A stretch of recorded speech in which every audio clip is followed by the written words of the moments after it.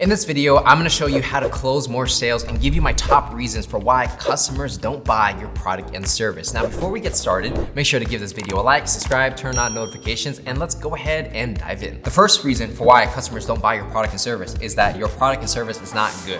I know sometimes when you're a salesperson or a business development person, you can't really control what your product and service is, but if you're an entrepreneur, you absolutely can. But I see this time and time again. You can get the best salesperson selling something, but if that product or service does not solve a real problem in the market and it's just not competitive, it's gonna be extremely difficult to sell. And I saw this quote by this investor named Naval. If you have to do sales, it's probably because you're not good at marketing. And if you have to do a lot of marketing, it's probably because your product and service is not good. So the best product and services actually can spread through word of mouth. You'll get repeat customers and people will tell their friends because of how great the service or product is. If you find yourself struggling to sell a product and service, for example, if you're like a coach, for example, like a business coach, which some of you guys are, and nobody's really buying your product and service, maybe it's not competitive, maybe you're not guaranteeing anything, maybe your offering is just not that good. And sometimes by just changing your offer and selling it the exact same way, that can actually blow up your sales by just switching your product and service. Now, if you're a salesperson or a business development person working at another company and you feel like their product and services just aren't good, I think it's time to look at different products and services to sell. And a lot of times, maybe you don't have that option, but think about it like this. If you just lost your job for whatever reason and you have nowhere to go, you basically have no options, right? You're basically in the same place anyway. So I would always be looking for the best products and services. And the reality is the best salespeople get to sell the best products and services because they're actually good at selling. So when you get the best salesperson combined with the best product, that person is gonna make significantly more money than everybody else because they got the best product, it's the easiest to sell, and they are the best. So you always wanna align yourself with the industry leader or someone who is the best or best in a certain niche, because that will make it easier for you to sell by far. That is like the best advice I can give. Just sell a product that is easy to sell and you will just make money that way. So how do you know if your product and service is actually good?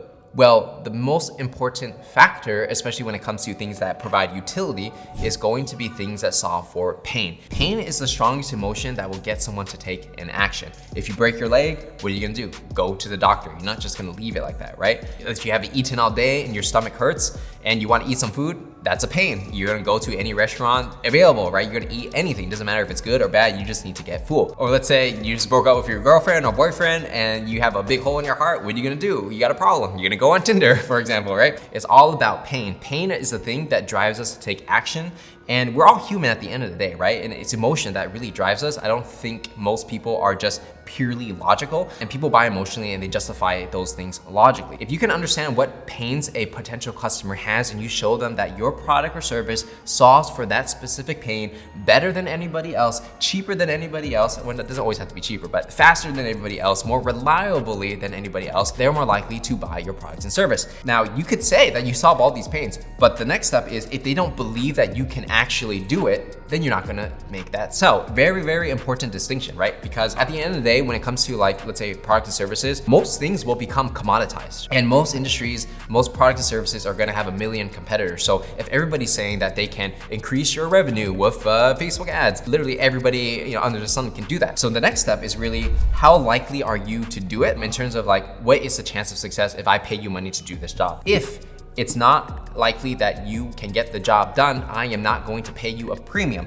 But if I know for a fact and you can guarantee that you're gonna get the job done or my money back, or maybe I don't even pay you until you do a good job, right? That would even be a better guarantee. Then I'm more likely to go with this particular service provider. Now, if you don't have the skills to make those kind of crazy offers where you take all the risk, then understand that you're not gonna make as many sales because your offer is just not as competitive as the pros. But if you believe in yourself, you're gonna work your butt off, maybe your company's gonna work their butt off and they're gonna actually deliver on the things that they promise, then it's okay to make those guarantees because most of the time, let's say 9 out of 10, that you are going to deliver on whatever you promise. Two parts to that summary, right? It's one, what is the pain? Can you actually solve it better than everybody else? Number two, what is your guarantee? What is the customer's perceived likelihood of success that if they pay you, that you can actually get the job done? Because the more you can get them to believe, the higher prices you can command. I would rather pay more money to know for sure that this person can get the job done and do it well and do it fast than the other guy who I'm like 50%, maybe he'll get it done, but he's much cheaper. I'm not gonna go with this guy. It's gonna be a waste of time, right? I'm gonna pay the premium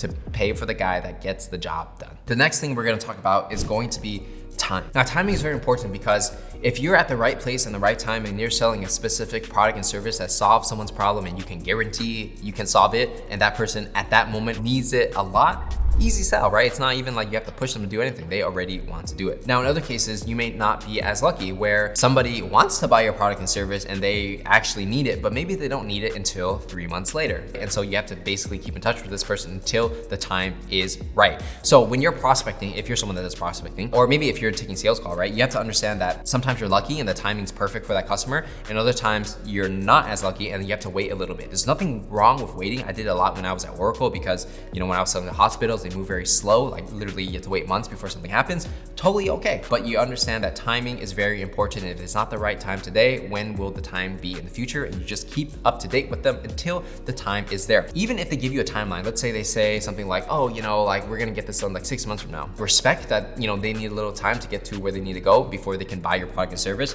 But I would actually challenge them and ask them like, okay, well, you wanna do it 6 months from now, but what's stopping you from doing it this month? So you're not being rude, you're not telling them what to do, you're challenging them with a question. Again, you're not telling them what to do. You're not saying like, you need to buy this thing right now because you're so dumb, right? You're not saying that. You're saying like, I understand that it's gonna take 6 months for you to be ready to move forward with this. Totally respect it. But just curious, how come you guys don't get it done this month? It seems like this is something that's very critical for your business, right? And you can also say like, if I were your shoes, I would actually put this on priority because it would do X, Y, and Z, like increase revenue, whatever. If you can shorten someone's timeline, you increase your odds of you actually selling that product and service to them because you're actually helping them, right? You're almost like consulting them and saying like, you would actually make more money if you did this thing this way. That's kind of what you're saying, but you don't want to force it on them. You want to ask the right questions and get them to come to that conclusion on their own. And then when they think like, oh, that's pretty interesting.